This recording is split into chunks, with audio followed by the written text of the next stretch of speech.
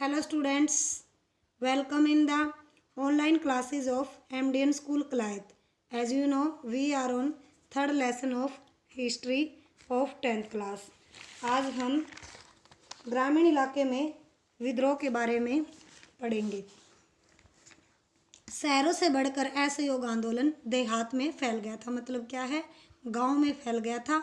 युद्ध के बाद देश के विभिन्न भागों में चले किसानों व आदिवासियों के संघर्ष भी इस आंदोलन में समा गए थे। मतलब कहने का भाव है कि इस आंदोलन में शामिल हो गए थे। अवध में सन्यासी बाबा रामचंद्र किसानों का नेतृत्व कर रहे थे और बाबा रामचंद्र इससे पहले फिजी में गिरमिटिया मजदूर के तौर पर काम कर चुके थे। गिरमिटिया क्या है? गिरमिटिया मजदूर औपनिवेशिक शासन के दौरान बहुत सारे लोगों को काम करने के लिए फिजी, गयाना, वेस्ट इंडीज आदि स्थानों पर ले जाया गया था, जिन्हें बाद में गिरमिटिया कहा जाने लगा और उन्हें एक एग्रीमेंट क्या, अनुबंध के तहत ले जाया जाता था। बाद में इस एग्रीमेंट को ये मजदूर गिरमिट कहने लगे, इसलिए इसे क्या कहने लगे? गिरमिटिया मजदूर। गिरमिटिया मजदूर के तौर पर काम कर चुके थे। उनका आंदोलन तालुकदारों, जो रिश्वतखोर थे, जमींदारों के खिलाफ था, जो किसानों से भारी भरकम लगान और तरह तरह के कर वसूल कर रहे थे। किसानों को बेगार करनी पड़ती थी। मतलब क्या है, जमींदारों के बिना पैसे के काम करना पड़ता था। किसको? मजदूरों को। किसके लिए काम? जमींदारों के लिए। और पट्टेदार के तौर पर उनके पट्टे निश्चित नहीं होते थे। पट्टेदार क्या थे? जो जमीन ठेके पर लेते हैं, उन्हें बार बार पट्टे की जमीन से हटा दिया जाता था, जो जमीन ठेके पर लेते थे, ताकि जमीन पर उनका कोई अधिकार स्थापित न हो सके।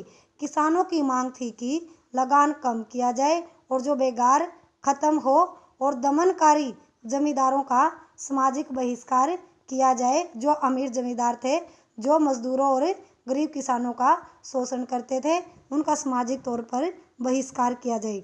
बहुत सारे स्थानों पर जमींदारों को नाई धोबी की सुविधा से भी वंचित करने के लिए पंचायतों ने नाई धोबी बंद का फैसला लिया और जून 1920 में जवाहरलाल नेहरू ने अवध के गांव का दौरा किया और गांव वालों से बातचीत की। किसने?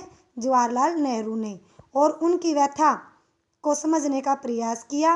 अक्टूबर तक जवाहरलाल नेहरू, बाबा रामचंद्र तथा कुछ अन्य लोगों के नेतृत्व में अवध किसान सभा का गठन कर लिया गया और महीने भर में इस पूरे इलाके के गांव में संगठन की 300 से ज़्यादा क्या है, शाखाएं बना चुके थे। और अगले साल जब असहयोग आंदोलन शुरू हुआ तो कांग्रेस ने अवध के किसान संघर्ष को भी इस आंदोलन में शामिल करने का प्रयास किया, लेकिन किसानों के आंदोलन में ऐसे स्वरूप विकसित हो चुके थे जिनसे कांग्रेस का नेतृत्व खुश नहीं था। 1921 में जब आंदोलन फैला तो तालुकदारों और व्यापारियों के मकानों पर हमले करने लगे और बाजारों में लूटपाट होने लगी और अनाज के गोदामों पर कब्जा कर लिया गया। बहुत सारे स्थानों पर स्थानीय नेता किसानों को समझा रहे थे कि गांधी जी ने ऐलान कर दिया है कि अब कोई लगान नहीं भरेगा और ज़मीन गरीबों में बांट दी जाएगी। महात्मा का नाम लेकर लोग अपनी सारी कार्रवाइयों और अपनी इच्छाओं को सही ठहरा रहे थे और आदिवासी किसानों ने महात्मा गांधी के संदेश और स्वराज के विचारों का कुछ और ही मतलब निकाला। किसने? आदिवासियों ने। उदाहरण के लिए आंध्र प्रदेश की गुडेम पहाड़ियों में 1920 के दशक की शुरुआत में एक उग्र गुरिल्ला आंदोलन फैल गया और कांग्रेस इस तरह के संघर्ष को कभी भी स्वीकार नहीं कर सकती थी और अन्य वन क्षेत्रों की तरह यहाँ भी अंग्रेजी सरकार ने बड़े बड़े जंगलों में लोगों के दाखिल होने पर पाबंदी लगा दी, मतलब रोक लगा दी। लोग इन जंगलों में न तो मवेशियों को चरा सकते थे मवेशियों मतलब पशुओं को, और न ही जलावन के लिए लकड़ी और फल बीन सकते थे, मतलब अपना भोजन वगैरह बनाने के लिए लकड़ी और फल इकट्ठा नहीं कर सकते थे। इससे पहाड़ों के लोग परेशान और गुस्सा थे। न केवल उनकी रोजी रोटी पर असर पड़ रहा था, बल्कि उन्हें लगता था कि उनके परंपरागत अधिकार भी छीने जा रहे हैं। परंपरागत अधिकार जो उनके पूर्वजों से जो अधिकार मिले हैं, वो भी उनको लग रहा था कि उनके अधिकार छीनते जा रहे हैं। जब सरकार ने उन्हें सड़कों के निर्माण के लिए बेगार करने पर मजबूर किया तो लोगों ने बगावत कर दी, और उनका नेतृत्व करने वाले अलूरी सीताराम राजू एक दिलचस्प व्यक्ति थे। उनका दावा था कि उनके पास बहुत सारी विशेष शक्तियां हैं। किसके पास? अलूरी सीताराम राजू के पास। वह सटीक खगोलीय अनुमान लगा सकते हैं और लोगों का स्वास्थ्य भी ठीक कर सकते हैं, तथा गोलियां भी उन्हें नहीं मार सकती। किसको? अलूरी सीताराम राजू को। और राजू के व्यक्तित्व से चमत्कृत विद्रोहियों को विश्वास था कि वह ईश्वर का अवतार है, और राजू महात्मा गांधी की महानता के गुण गाते थे। उनका कहना था कि वह असहयोग आंदोलन से प्रेरित हैं। उन्होंने लोगों को खादी पहनने तथा शराब छोड़ने के लिए प्रेरित किया, और साथ ही उन्होंने यह दावा भी किया कि भारत अहिंसा के बल पर नहीं, बल्कि बल शक्ति के प्रयोग के द्वारा भारत आज़ाद हो सकता है। और गुर्दे विद्रोहियों ने पुलिस थानों पर हमले किए और ब्रिटिश अधिकारियों को मारने की कोशिश की, और स्वराज प्राप्ति के लिए गुरिल्ला युद्ध चलाते रहे। और 1924 में राजू को फांसी दे दी गई, और राजू अपने लोगों के बीच लोकनायक बन चुके थे, मतलब लोगों के लिए प्रसिद्ध बन चुके थे, लोगों के लिए चहेते बन चुके थे। और अब हम क्या है, बागानों में स्वराज मतलब स्वतंत्रता के बारे में पढ़ेंगे। महात्मा गांधी के विचारों और स्वराज की अवधारणा के बारे में मजदूरों की अपनी समझ थी। असम के बागानी मजदूरों के लिए आज़ादी का मतलब यह था कि जो चार दीवारी के अंदर वो कार्य करते थे, वो कभी भी आ जा सकते हैं, जिनमें उनको बंद करके रखा गया था। जो वहाँ मजदूर थे वो यही चाहते थे कि भी उनको आने जाने के लिए कोई रोक टोक न हो, और वो कभी भी अपने घर आ जा सकते हैं।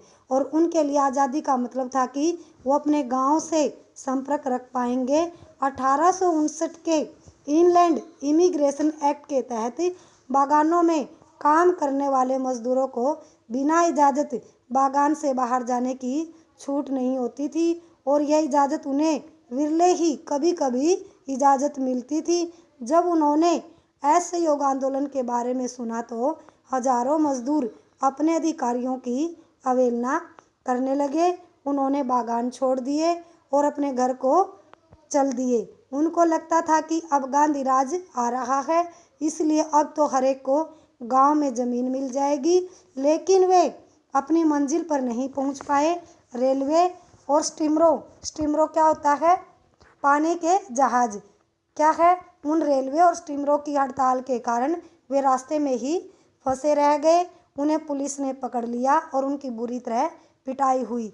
इन स्थानीय आंदोलनों की अपेक्षाओं और दृष्टियों को कांग्रेस के कार्यक्रम में परिभाषित नहीं किया गया था, और उन्होंने तो स्वराज शब्द का अपने अपने हिसाब से क्या है अर्थ निकाल लिया था।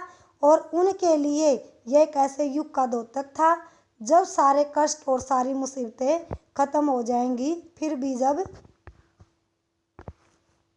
आदिवासियों ने गांधी के नाम का नारा लगाया, फिर भी किसने? आदिवासियों ने। और स्वतंत्र भारत की हुंकार भरी, तो वे एक अखिल भारतीय आंदोलन से भी भावनात्मक स्तर पर जुड़े हुए थे। जब वे महात्मा गांधी का नाम लेकर काम करते थे या अपने आंदोलन को कांग्रेस के आंदोलन से जोड़कर देखते थे, तो वास्तव में एक ऐसे आंदोलन का अंग बन जाते थे जो उनके इलाके तक ही सीमित नहीं था। अब हम क्या है आगे नेक्स्ट पार्ट में पढ़ेंगे। Thank you students, have a nice day.